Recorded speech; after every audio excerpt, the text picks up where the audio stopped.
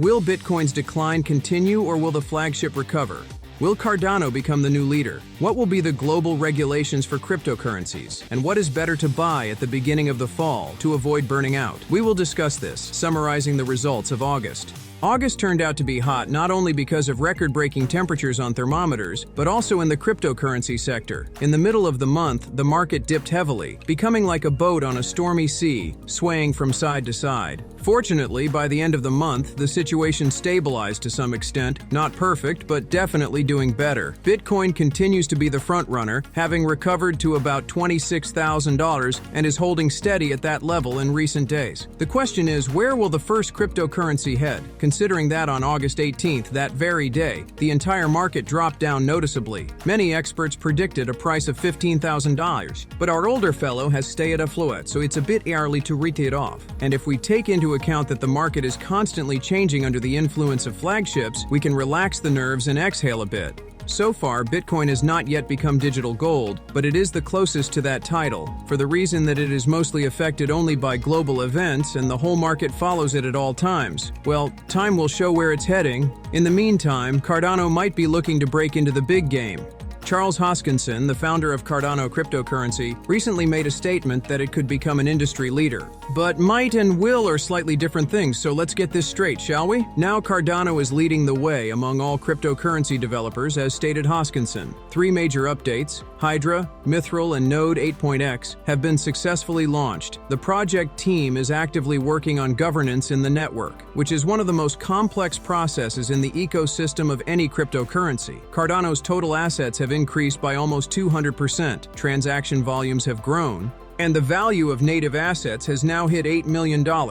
The Cardano ecosystem is not just about playing with volatility, but also about constantly striving for perfection. So the question arises, will ADA surpass Ethereum? Cardano is widely labeled as the Ethereum killer. If its market capitalization reaches a peak similar to Ethereum, the price could rise to $1,612. However, Charles believes that this is just the beginning of the journey for Cardano, and it could surpass even Bitcoin in the future. Their philosophy is to maintain the trust of the network's users, trust each other, and work together to create a network that can't become evil. They're aiming for on-chain governance, which means fully decentralized network control, where every member's voice matters. Cardano works 24/7 to maintain network stability and prevent crashes. While the servers of tech giants such as Microsoft, Amazon, and Google have been going down, Cardano has been ensuring sustainable network stability since its inception. The team runs regular attacks on their own protocol in search of vulnerabilities, with a $10 million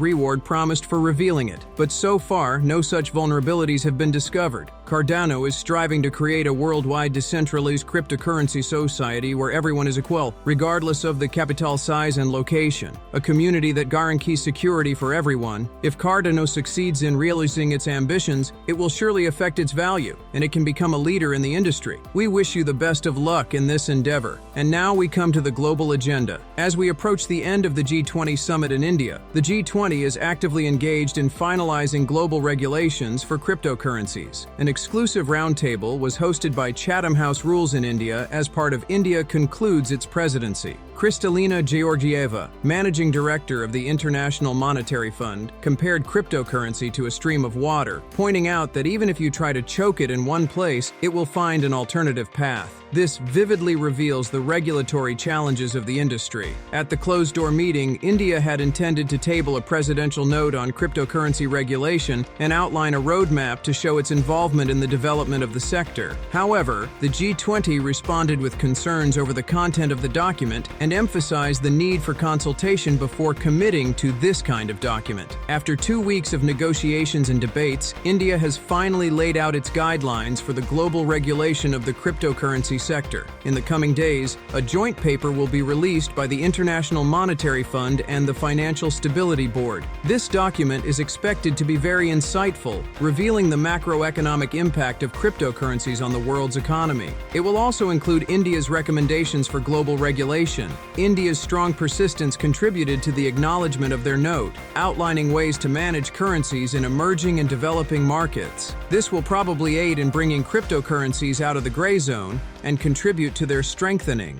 Well done, India. Your contribution will be honored by the global community. Regulations, negotiations, things used to be a bit easier. But what times are like, so are the measures. We need to bring the sector out of the gray area. No matter how we feel about it, cryptocurrencies represent the future. Investment in it should be done wisely. This can be done at our crypto exchange. Link is in the description. So, what is the best to invest in at the beginning of the fall? There are 3 quite attractive options. The first is Solana or Sol, whatever you like best. If you're not aware, Solana is a platform for creating fast, secure, and scalable infrastructure for decentralized applications and token emission. In simple terms, Solana is used to create marketplaces, payment networks, financial projects, and brokerage protocols in Rust, C++, JavaScript, and many other languages. High speed and low commissions are its features. What's coming out of it, I wonder? On August 23rd, Solana Foundation announced an oncoming collaboration with Shopify. This means that Solana Pay's peer-to-peer payment protocol will be built into Shopify, a leading e-commerce company, making it available to customers around the world. As a result, millions of people will be able to pay for goods and services with cryptocurrency, as well as receive rewards from Web 3.0 initiatives like exclusive tokens, cross-border payments, and NFT-based loyalty programs. And next we have digital silver. Who didn't guess? It is Ether, of course. Ethereum is an open-source platform which has made it popular among dApps and smart contract developers and is actively used in the area of DeFi. If you don't want to use a bank, use Ether. You want to create an NFT? Ether is your choice again. Yes, slightly higher fees, and the network may experience congestion, making transactions less fast. But as the saying goes, the quieter you go, the closer you'll get. In the long term, they plan to increase TPS from 15 to 100,000. Anyway, why Ether? Because 2 well-known cryptocurrency investment companies, RK Invest and 21 Shares, have submitted documents to the United States Securities and Exchange Commission to create Ethereum futures ETF products. On August 9th, Base, a Tier 2 project built on Optimism's OP Stack infrastructure, was launched,